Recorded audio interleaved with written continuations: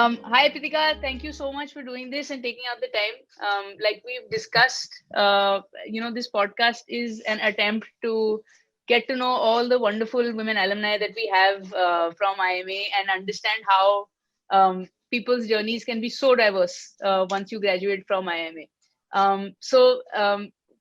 Really glad to have you on this episode, and I'm excited to get into understanding your journey better through this. Thanks a lot, Karima.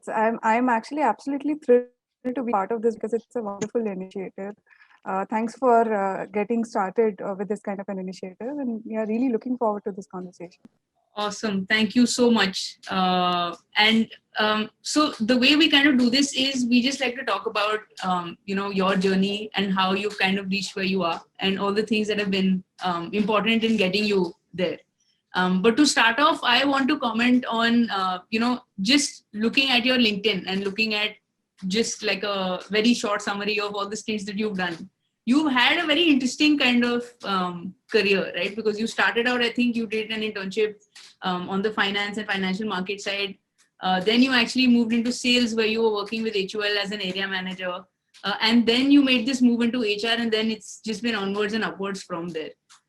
What has actually driven you to do what you do? What has kept you going through all of those things? Yeah, sometimes I feel like I could be the poster child for jack of all trades and master of none, right? Because I've had, but honestly, sometimes I think that I've been so lucky that I've gotten these kind of opportunities, because to get that kind of diverse exposure to actually be in a financial markets environment, to do sales hands on, and then have the luxury to decide that okay, this is not something that's suited to me, and I should probably look for something else. That is rare to find that. First of all, I have to acknowledge that I've been lucky in getting all these opportunities. And in terms of what keeps me going, I mean, I just need to be honest with myself, right? At the end of the day, I can't do something just because of peer pressure or just because society thinks it looks good or it's an accepted career path. I strongly believe that all of us have certain aptitudes. We are naturally inclined to be good at certain things. We naturally are interested in certain things. And if we incorporate that into our work area, if we work in those lines, we just feel more fulfilled. At the end of the day, I mean, there is going to be Gisa Pita office every single day. It's not like HR, my life is a dream and every day is fantastic. There are days when I have to drag myself to work. But at the end of the day, my work makes meaning to me. Work makes sense to me. Yeah. And I've constantly been trying to question my work, saying, is this really what I want to do? Is this what I'm comfortable doing? Is this what I'm happy doing? What am I getting out of it? Even now, when I'm within HR, I've tried my hand in a lot of things. I've done mass hiring, I've done niche hiring, I've been into operations, I've been into compensation benefits. And after exploring all of this, I've kind of zoned in and say, okay, you know what? People development is what really fascinates me and something that I have an aptitude for. So maybe this is something that I need to go more in depth and start focusing on.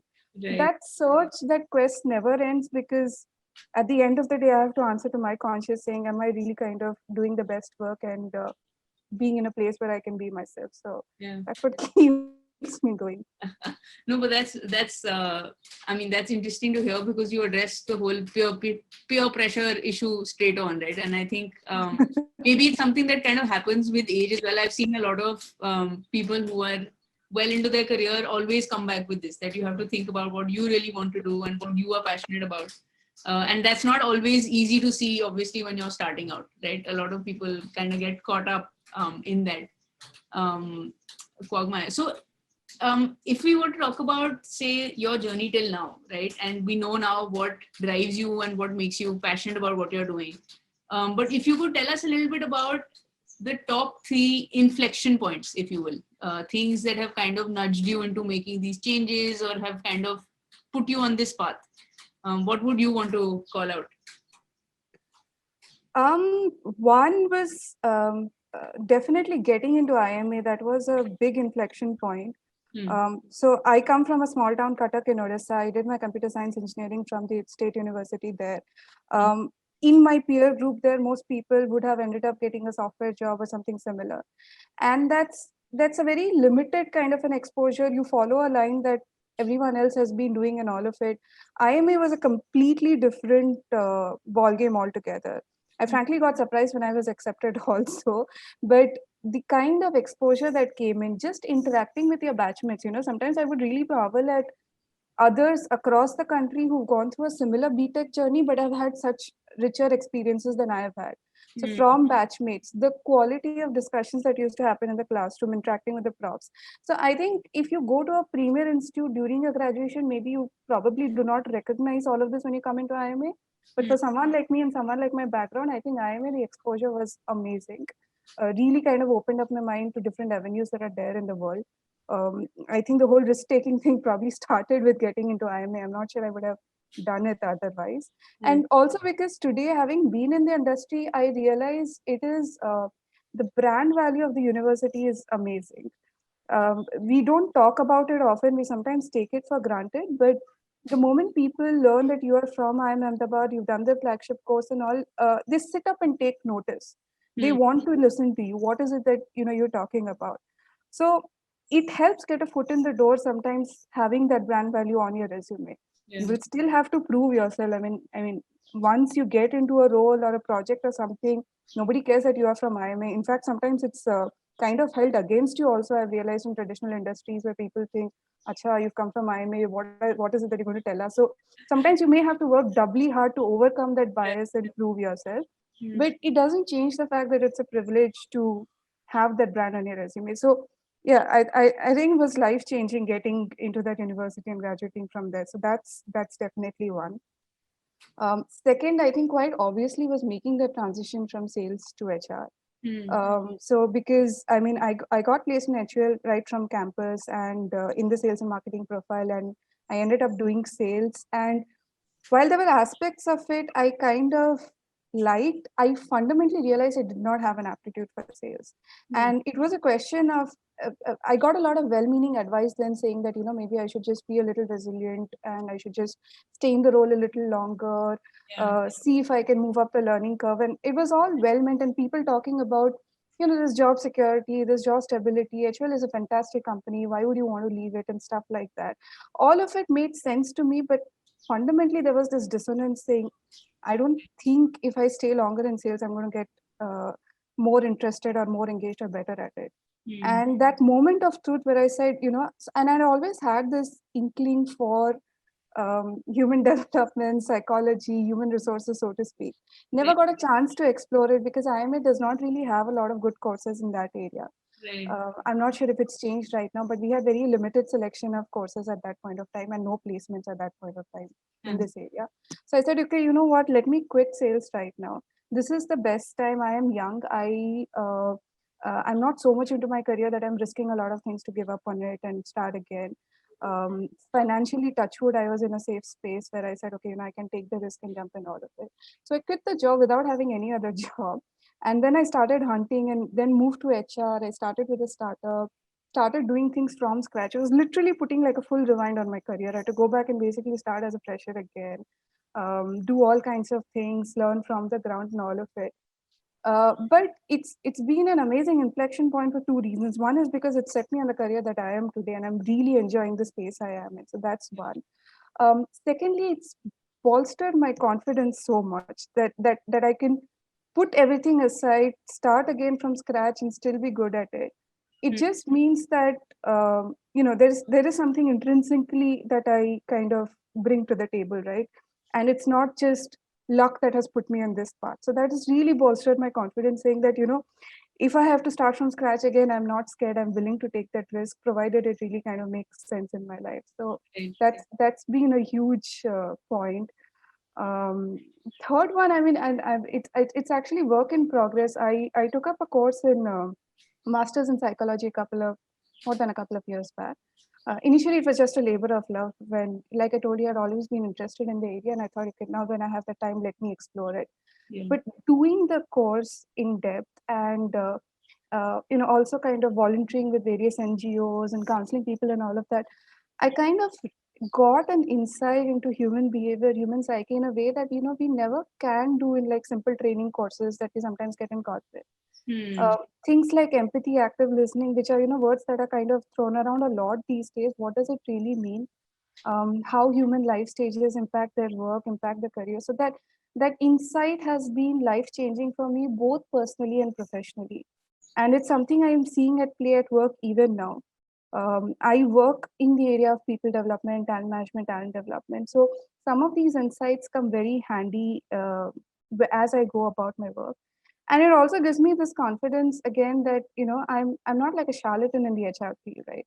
It's not like I switched and kind of figured out how to do things. No, I actually understand the theory and the science behind it, which again links back to one of my driving reasons for making switches, that, I really need to be comfortable and confident in the area in which I'm working. So yeah, Right. taking up the psychology course was life changing. I'll not be able to probably explain how, but it made a deep impact on how I view things in life.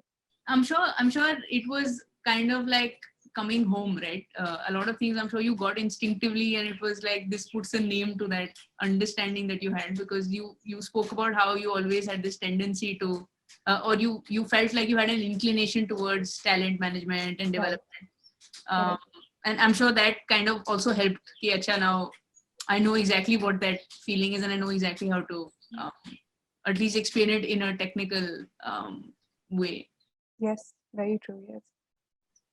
Awesome, and I think that's I actually personally really connect with the second point that you were talking about, which is switching over. And after doing IMA, after getting HUL, which typically, if people get HUL after IMA and they want to be on a sales and marketing track, then it's supposed to be this is it, and It is. people very rarely kind of quit from there. I mean, and that's such a it's such a brave thing to do, that you felt that something intrinsically isn't right, and I need to change it, and to change it even before you actually have figured out what you're going to do next. What helped you get through that phase? Because I'm sure that was a very I mean, people in the company, people outside the company, your parents, everybody who's a well-wisher. How did you kind of um, break away from that and take that decision? Yeah, sorry, Karim, I think you went on mute, but I got most of that question, I think. Yeah. Yeah. So I honestly, thinking back, like I said, I just think I was lucky. There was immense family support. I have to acknowledge that. My parents were very much like, we believe in you, you do what you want to do, and we'll support you no matter what. They did question saying, why do you want to leave a job without getting another job? It's a good thing, and are you sure, and all of that. But they had seen how uncomfortable I'd been in the job, so they supported me no matter what. Hmm. So that was a big push for me, saying that, okay, there is someone in my corner, and let's go and see. But I think also I was probably a little naive at that age. I was very young and very fresh, and I was like, hey, you know what? I've got this nice education, good background, good pedigree. Why can I not start out? If not me, who is it, right? And of course, markets have gotten a lot more competitive today. This was like 10 years, 8, 10 years back, probably less competitive than what it is now. But at that point of time, I was like, if I don't do this now, when am I going to do it? 5 years, 6 years later, it's going to be that much tougher, because people will start viewing me as a sales professional in the market. Doing a transition is going to be so much tougher then. Frankly, even after 2 years of sales and marketing experience, it was a little tough to get an HR job, because people just wanted to keep slotting me in a sales role. I couldn't even make a shift to brands and marketing. It was very much sales only, because I had done sales with just 2 years experience.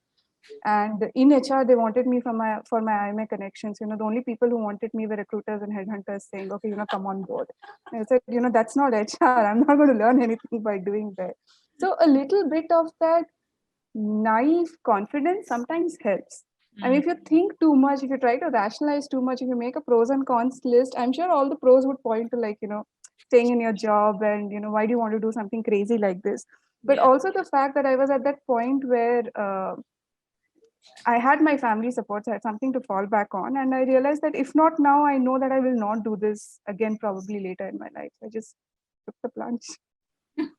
Yeah, I think naive confidence is something I'm taking away for sure, because I think that definitely helps. Not knowing better can help you make decisions that will eventually turn out well for you in the long run. Ironically true, yes, it works. Awesome. And I mean, speaking of human development, this past year and a half has been wacky for everybody, but I'm sure for you, it's been even bigger of a change because things have suddenly moved away from physical to now remote. How do you work on developing talent in that time? What has changed? And what do you think is going to stick also after this? So that's a very interesting question, and something that I think everyone is debating now, and nobody has an answer. So I'll tell you a little bit about my industry. I work in an NBFC, and the entire BFSI sector relies. It's part of the exempted list, right? So it relies a lot on its people actually going out in the field or going to the branches and keeping it operational. It's something that we can't do without. One of our biggest portfolios is microfinance, where people actually have to go villages door to door and meet people and get the work done. So for us, like the biggest challenge was, on one hand, we are concerned about employee safety, and we're taking all the precautions, but at the same time, we cannot stop the business from running. We are required to run, and people are required to go out there. Much like, frontline workers in any industry, right? So there's a dilemma you always have, saying, there's a part of you that says, okay, if I could, I would really just keep everyone in the houses safe. But that's not necessarily going to keep them safe. Secondly, their economies, the livelihoods are going to get impacted. So we're really not doing a favor to anyone. So that is something that we've had to struggle a lot with our organization and the industry in particular. The first wave of COVID actually was still okay because it was largely urban centric, not so much in the rural areas. A lot of our work gets done in the rural areas, and in urban areas, I think adapting to online and all is a lot easier. Fundamentally, we are conversant, we are comfortable. Yes, we miss the office environment. Yes, it's a little bit of an adjustment, but we can still adapt to it. But the Right. second wave has taken all of us by shock, because I don't think any of us expected it or prepared for it adequately. And right now we're really struggling to keep the business afloat. And people development right now is all about, one is just striking that balance between safety, well-being both physically and mentally. Stress levels, the anxiety levels are just, it's unprecedented. The fact that everyone's talking about it's finally acknowledging it means that everyone's experiencing it now. So it's no longer something that I can ignore, saying that okay, it's happening to somebody else. All of us are experiencing it. So the safety and well-being, and balancing it with the fact that I need to keep the business running, I need to keep livelihoods going. I don't want anyone's job to be affected or anyone's earning to be impacted in this kind of a scenario. What kind of a financial and emotional safety net can I give to people? So that right now we're just in, like, crudely speaking, in like survival mode right now, right? So you just have to make sure that our people are working and all of that. At the leadership level, of course, we need to figure out, what does this mean for industries, organizations, and work environments? So there's a lot of talk of what is the new normal? Is this the new normal? What happens?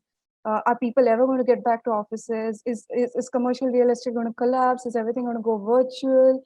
And stuff like that. I don't think anyone has figured out. I don't think anyone has the answer. We do whatever we can right now, but it's really a lot about just getting through this period, and hoping that things will get back to normal. My personal gut sense is we never really going to go fully 100% virtual. We value that social capital too much, especially in Indian companies, because I've worked largely in Indian setups. I can vouch for that. As employees, so there'll be a top-down push from managers saying, "Oh, I want employees here," and all of that. But as employees, we like stepping out of our houses. We like going to offices. We like our role, our identity in the workplace setting, which gets compromised when you're at home, right? Because your Yeah. personal identity starts interfering with that.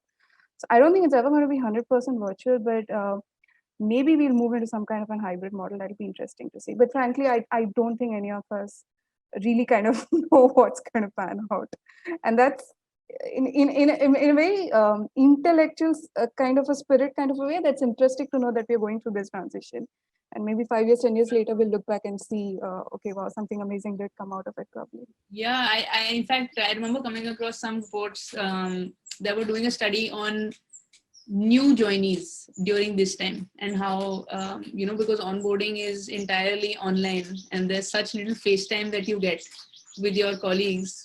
People are a lot more, contrary to what people would believe, that in a lockdown people won't switch because job security, etc. People are actually more likely to be dissatisfied and then kind of move on, which is, I mean, interesting. So I definitely agree. I think there has to be some level of physical contact.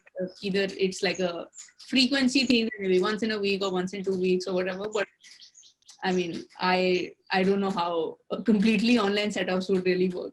Yeah, and it's because you mentioned about new joinees, because we see management trainees coming and joining our companies and all also. The thing is, when you are a new joinee or a management trainee, you are not going to get loaded with work from day one, possibly not even in the first month or so, right? Because people still need to see you integrating into the work, still need to see what you're capable of, what you're not capable of. So we always call the first few months as, learning phase, saying, go around, talk to people, find out what they're doing, understand about their teams, the jobs and all of that. How do you do that virtually?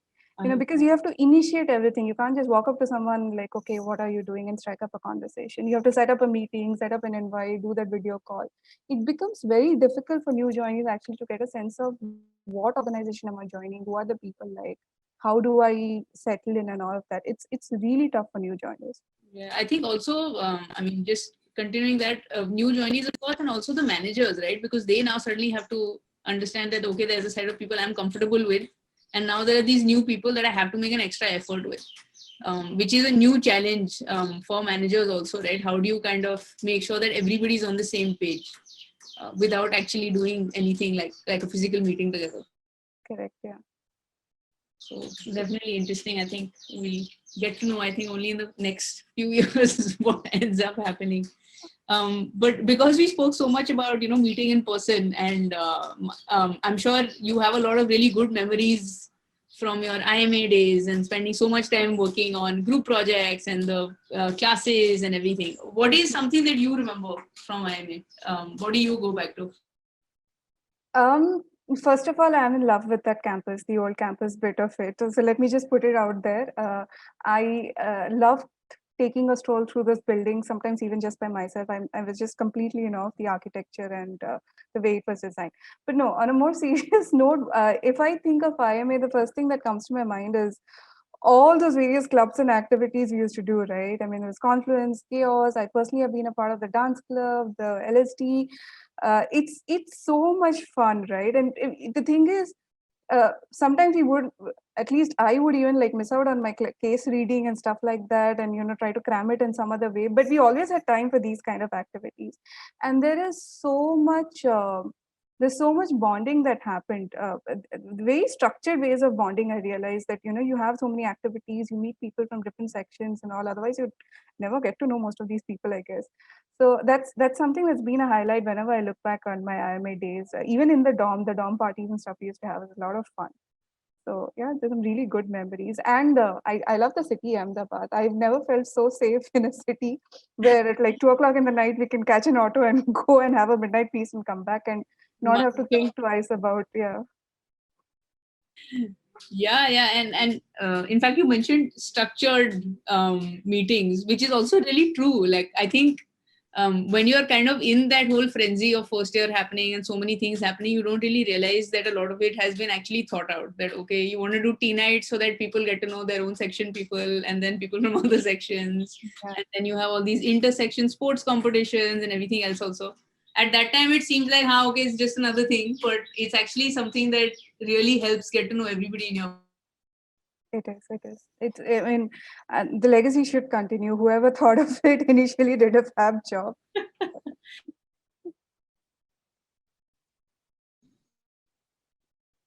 Yeah, and so that's I think the time at IMA just brings out like a smile on everybody's faces when we start talking about it, and it's always fun to speak to alumni because I think everybody goes back to their own times in those same places on campus, and they're all like everything seems so similar, right? Like memories are so similar that you kind of feel like you were there at the same time, Yeah. which is I think unmatched for sure. It's So I amazing. also want to talk about, because this is something that we do as part of the Women SIG. I also want to talk about, how the fact that you're a woman has kind of helped or not had any impact at all on your career. Is there something that you would like to talk about that when you put a gender lens on your entire journey so far, what do you think has been maybe different from Mhm. what maybe your male peers have gone through?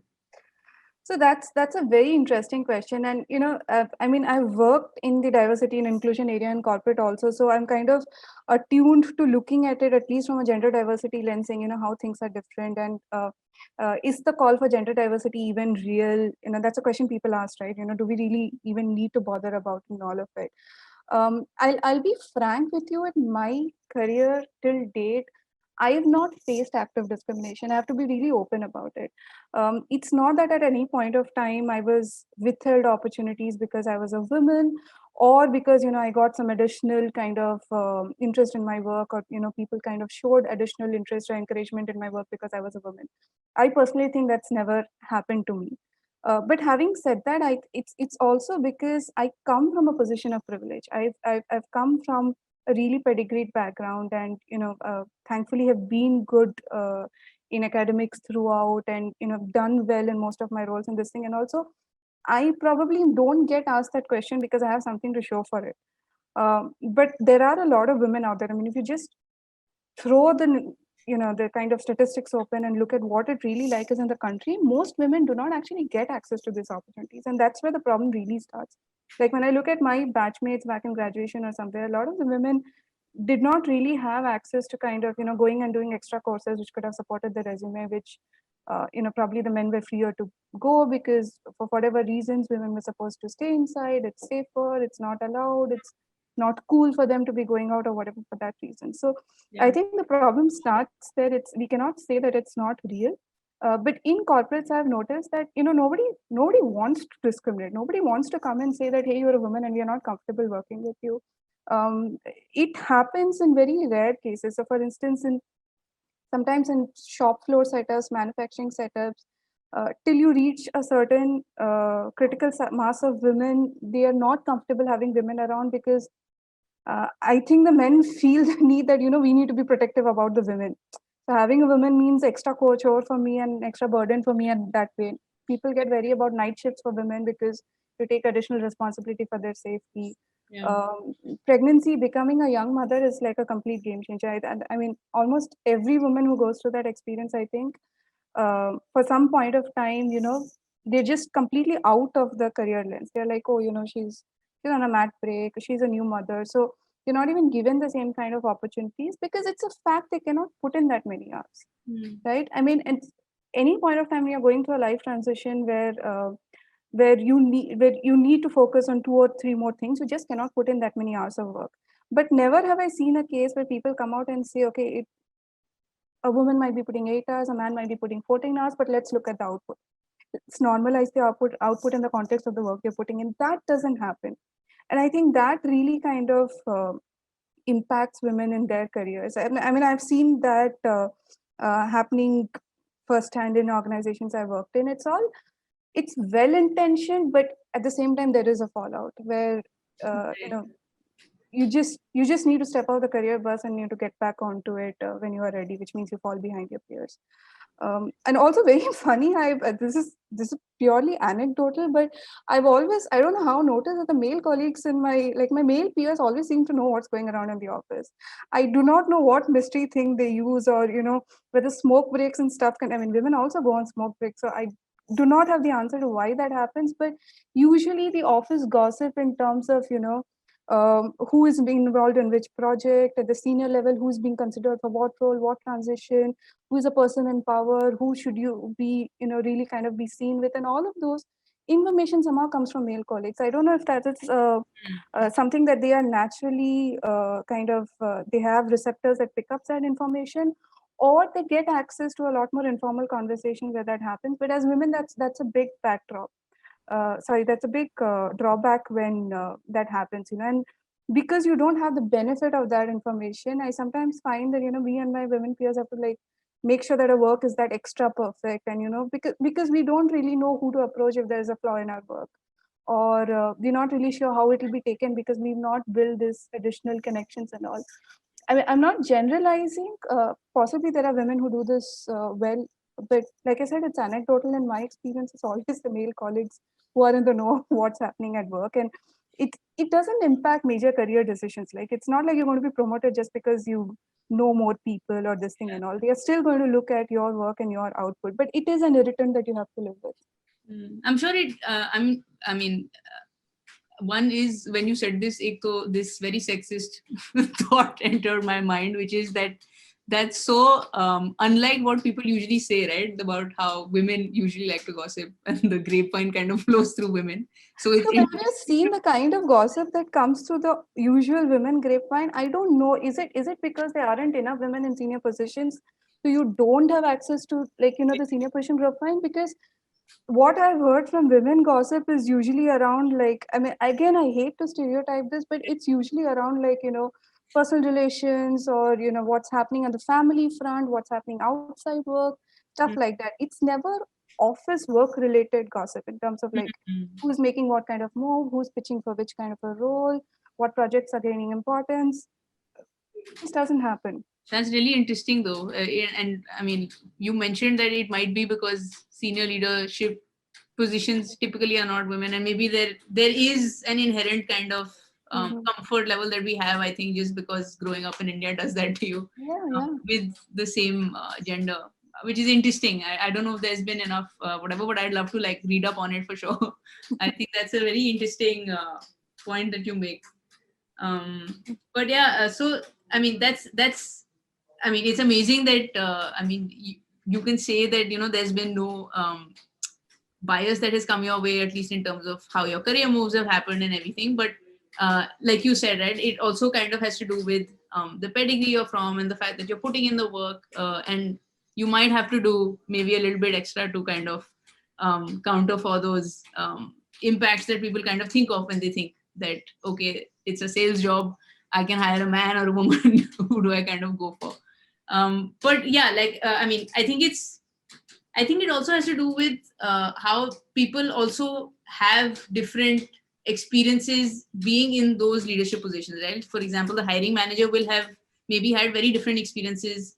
Maybe they're more comfortable with hiring men versus women, and like you said, it's not maybe a very active bias, but those, what do you call it? It's called a undiagnosed what's it called? Unconscious bias. Unconscious biases, right?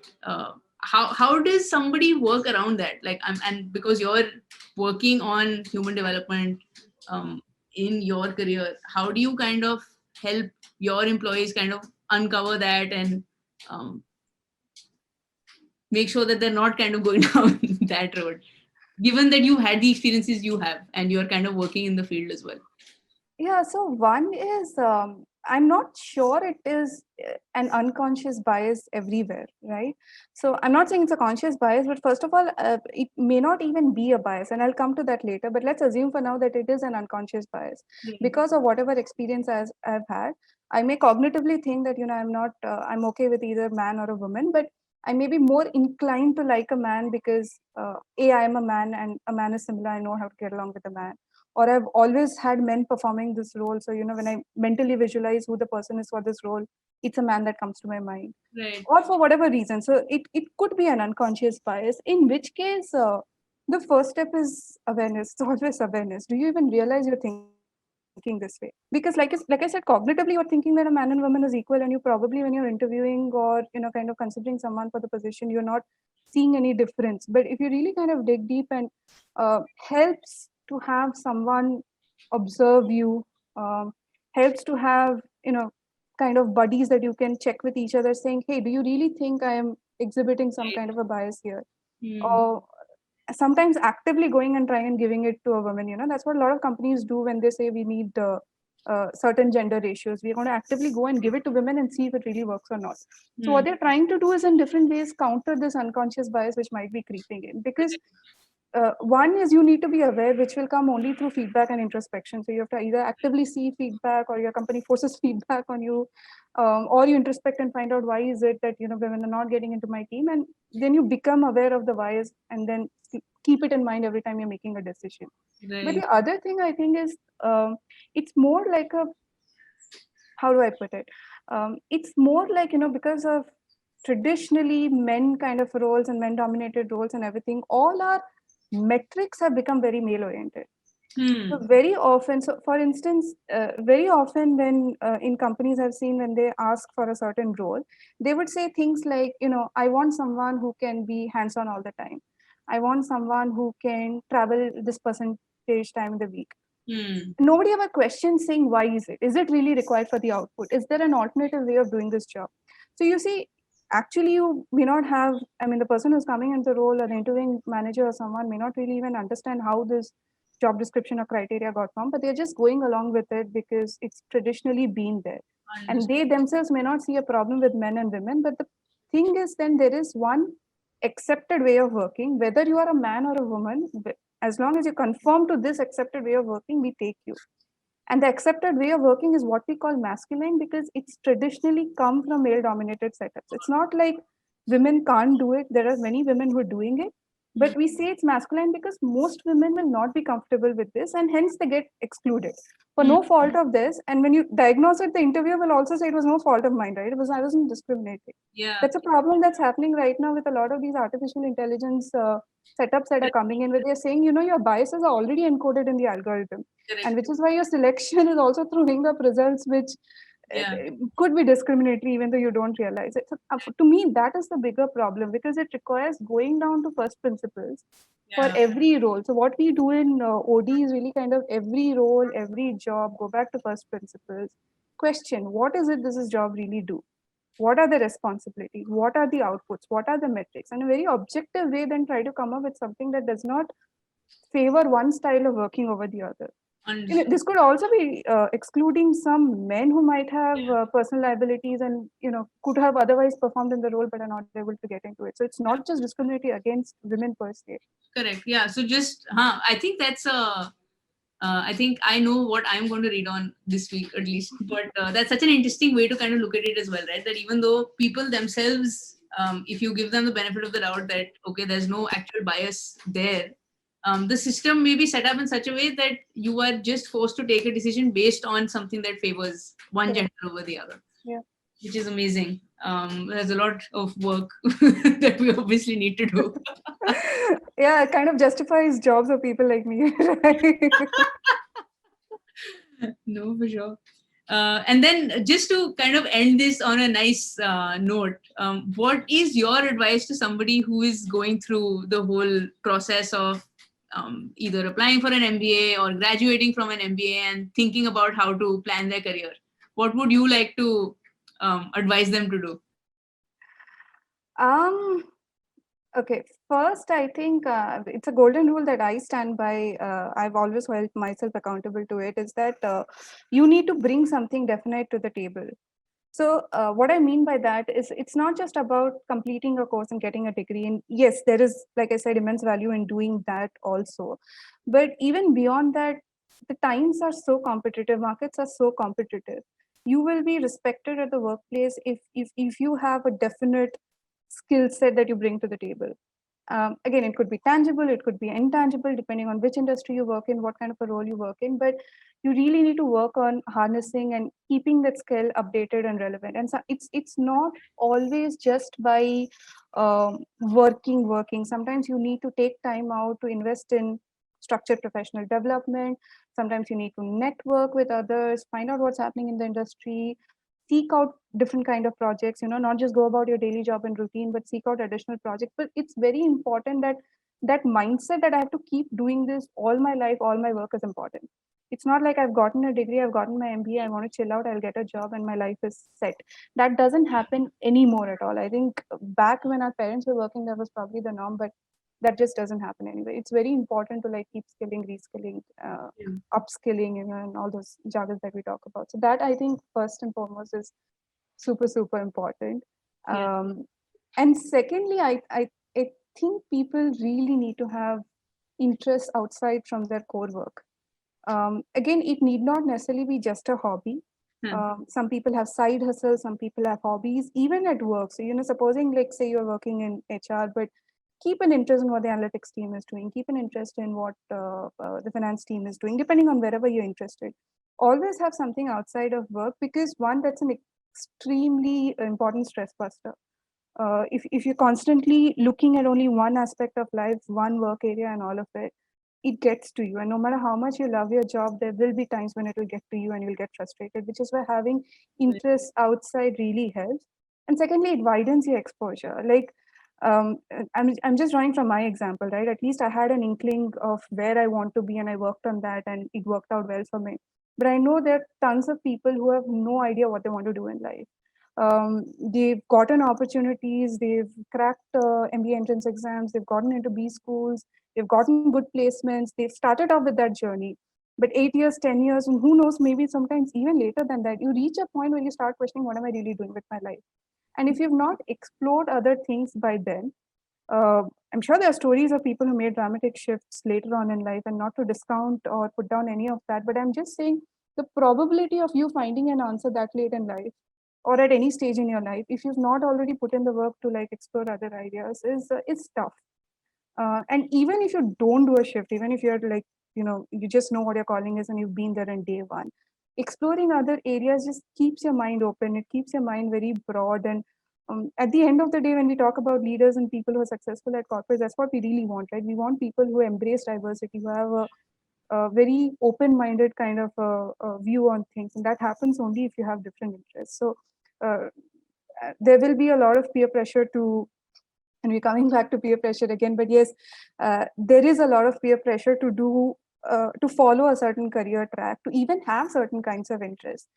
Like there was a time I know when everyone was running marathons, and there was a peer pressure to kind of do a 5K or a 10K or something and be that. And do it. I'm not saying that's wrong or bad, but also take time to find out what is it that you really want to do. Yeah. And explore those interests. Yeah. I think that's great advice. I wish I had gotten that, because I always thought that having hobbies means I'm not focused. Doing something apart from work means I'm not focusing on what I have to do. But I wish I had gotten this advice then. But thank you so much for doing this. I think it's been great speaking with you. And thank you for all the wonderful advice you have for everybody who's listening in on this as well. Lovely, Garima. I think this was a very engaging conversation. I didn't even realize how time flew. Thanks a lot for anchoring this. Yes, thank you.